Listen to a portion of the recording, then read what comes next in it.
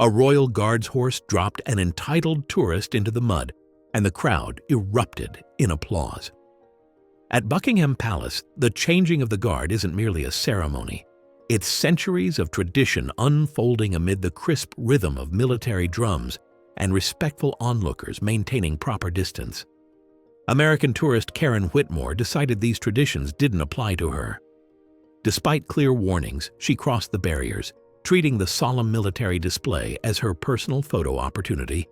What happened next would become a viral lesson in respecting boundaries when Defender the horse took matters into his own hooves, leaving Whitmore's expensive outfit soaked in London mud. If you found this story as satisfying as the crowd's reaction, make sure to hit that like button and subscribe for more unforgettable moments like this one. Karen Whitmore's taxi pulled up to the gates of Buckingham Palace with a screech of tires that turned heads. She emerged like a force of nature, designer sunglasses perched on her nose despite London's characteristic gray skies. The crowd of tourists instinctively parted before her, as if responding to an unspoken command, their expressions shifting from excitement about the royal residence to wariness of the woman now among them. Her Louis Vuitton bag swung at her side as she surveyed the gathering crowd, lips curled slightly downward in unmistakable disdain. "Is this it?" she asked loudly, the question directed at no one in particular, yet somehow demanding an answer from everyone. Several tourists nearby exchanged uncomfortable glances, some whispering behind cupped hands. Karen checked her watch with an exaggerated flick of her wrist, the gold timepiece glinting ostentatiously. A dramatic sigh escaped her painted lips. The changing of the guard ceremony wouldn't begin for another 15 minutes, and her entire posture radiated impatience. Her foot tapped an irritated rhythm against the pavement.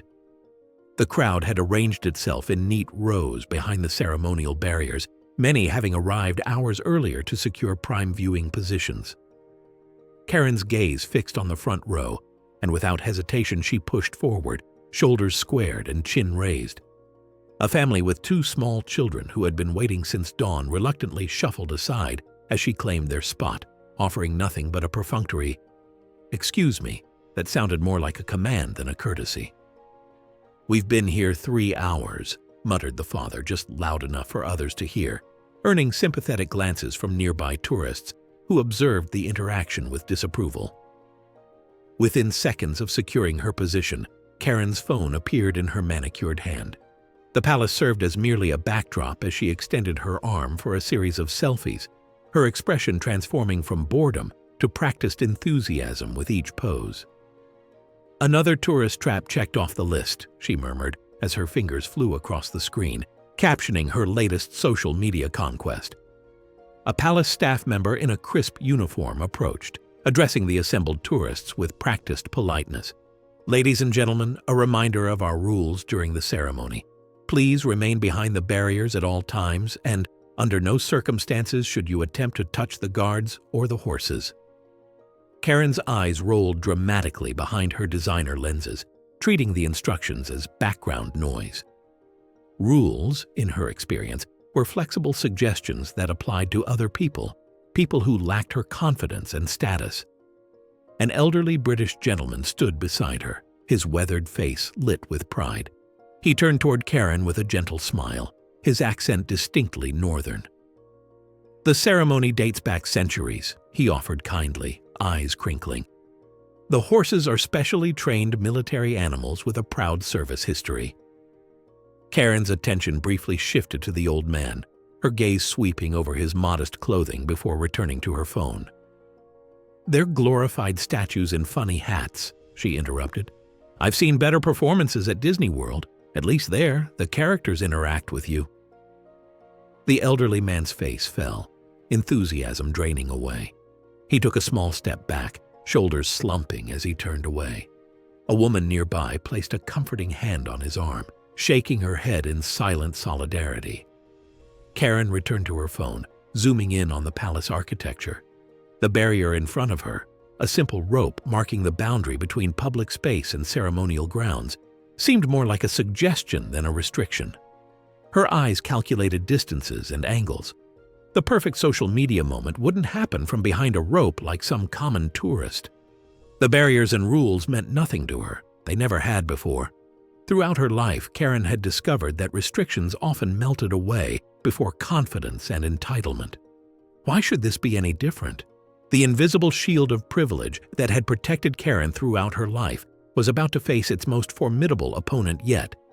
Not in the security guard moving toward her, but in the 1,000 pounds of perfectly trained military horse standing just feet away.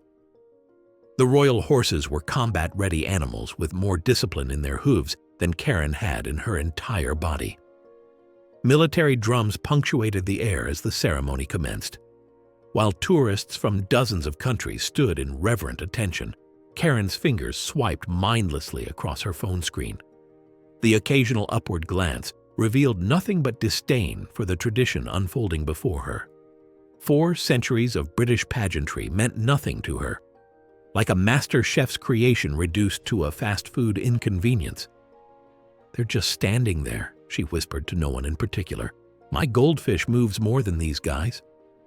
A nearby British woman shot her a withering look which Karen deliberately ignored.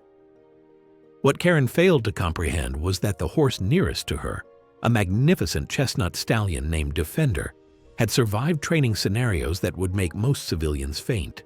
The animal had endured simulated gunfire, pyrotechnic exercises, and crowd control drills. His stillness represented thousands of hours of elite military conditioning. The soldier mounted atop Defender, Ellis Wells, maintained his forward gaze despite Karen's increasingly audible commentary. His training had been equally rigorous, designed specifically to withstand distractions ranging from tourists' flash photography to deliberate provocations. His impassive expression masked a continuous assessment of potential threats, including the disruptive American woman at the barrier. "Honestly," Karen announced to everyone within earshot, "they call this entertainment? It's like watching paint dry. And for what? So these guys can play dress-up?" She snapped another photo, her flash going off despite clear signage prohibiting it. A father from Munich gently covered his daughter's ears as Karen's volume increased. The little girl had been studying British history in school and had begged to see the famous guards and horses. Now her educational experience was being overshadowed by Karen's behavior. Karen's phone battery warning flashed at 10%. Her irritation visibly multiplied as she dug through her designer bag, muttering about primitive infrastructure while standing mere feet from architectural masterpieces that had witnessed centuries of history. Security Officer Michael Barnes had been monitoring the situation. With 15 years of experience handling everything from pickpockets to protesters, he recognized the signs of an escalating disruption. He began moving methodically through the crowd toward Karen's position. Karen noticed him approaching and made a split-second decision that would soon make her infamous on social media across 3 continents. She ducked under the velvet rope barrier, stepping into the ceremonial space reserved exclusively for the guards and horses. "These barriers are ridiculous," she announced. "How am I supposed to get a decent photo from back there?" Gasps rippled through the crowd.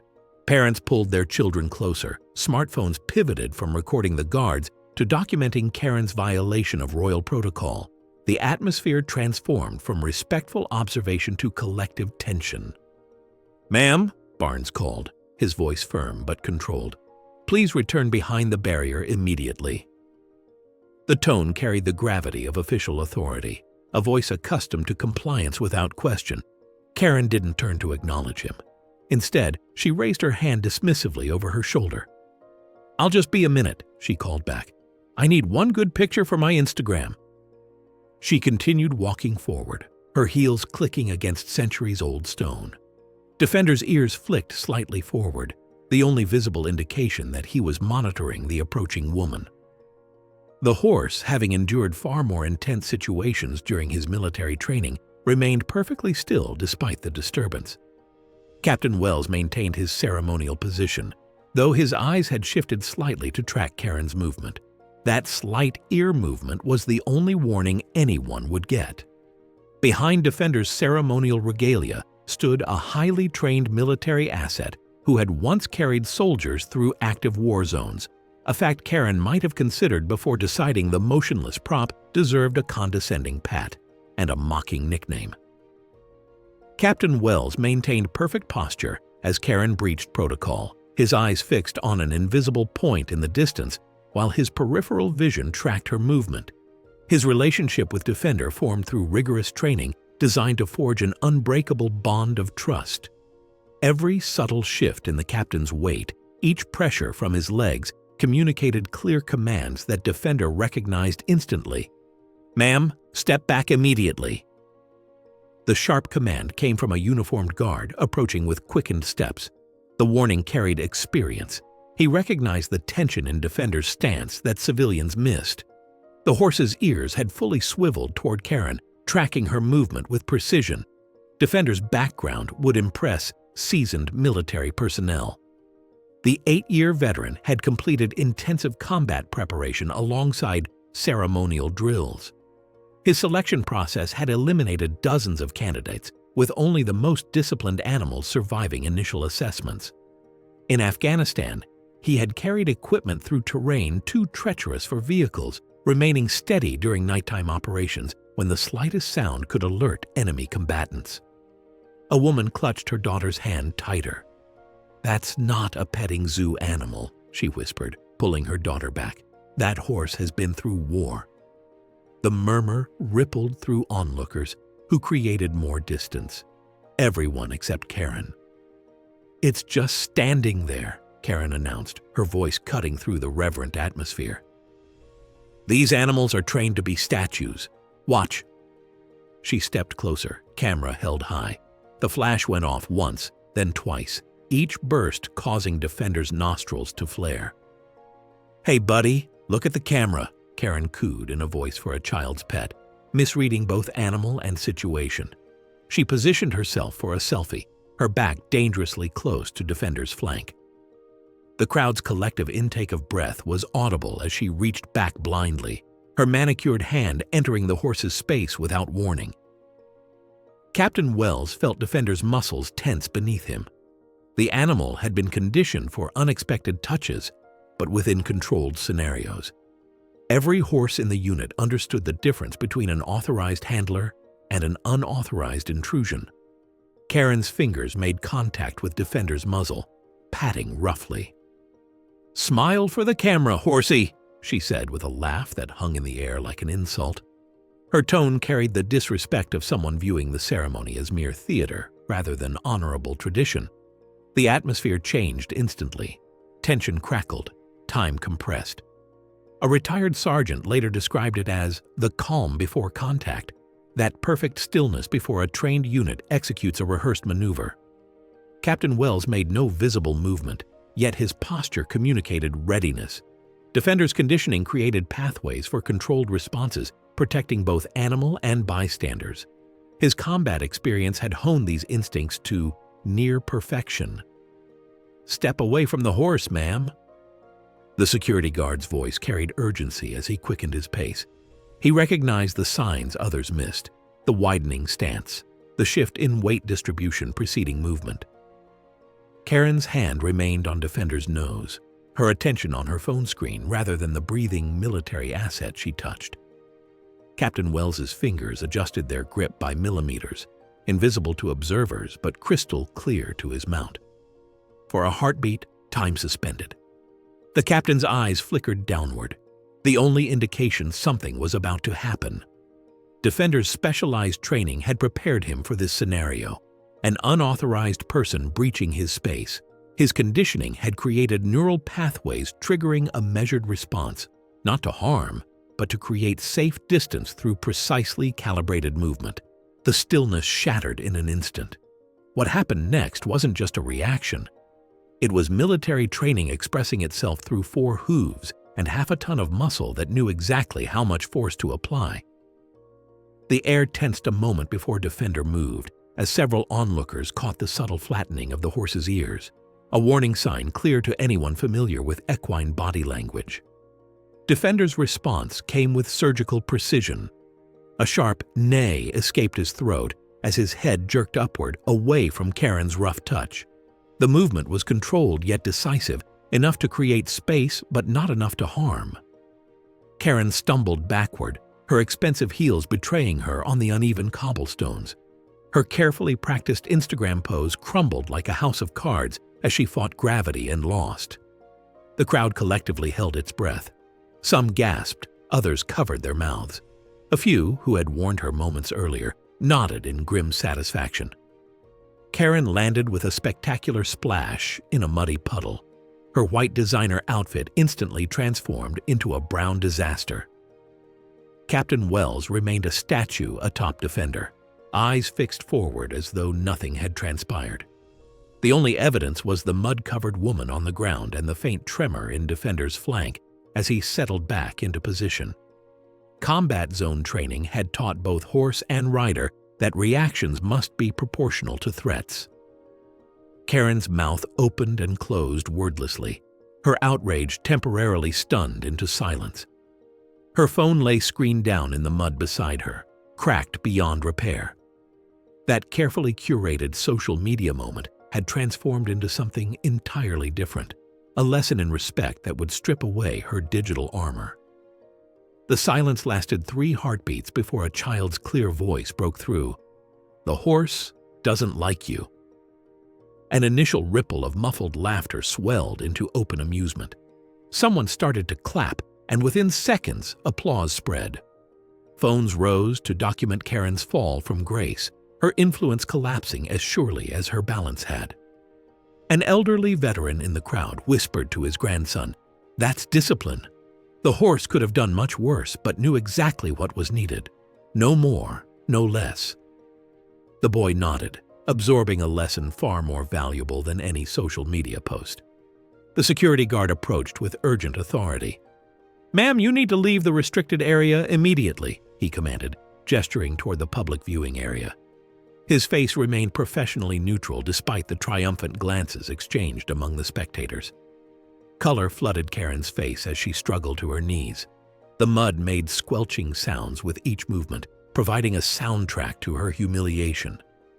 The crowd's reaction had shifted dramatically, from earlier shock to poorly concealed satisfaction. "My phone!" Karen finally found her voice, pointing at the device being slowly consumed by the puddle.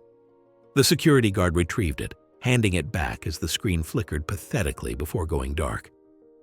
"This is a trained military animal, ma'am. You were warned multiple times." His words seemed to penetrate Karen's bubble of indignation for the first time as she looked from her ruined clothes to her dead phone. Through it all, Captain Wells maintained his forward gaze. But those closest to Defender saw the horse's ears flick back momentarily, as if registering satisfaction. "You're fortunate his response was so measured," the guard explained as he firmly guided Karen away. The crowd parted, many still filming.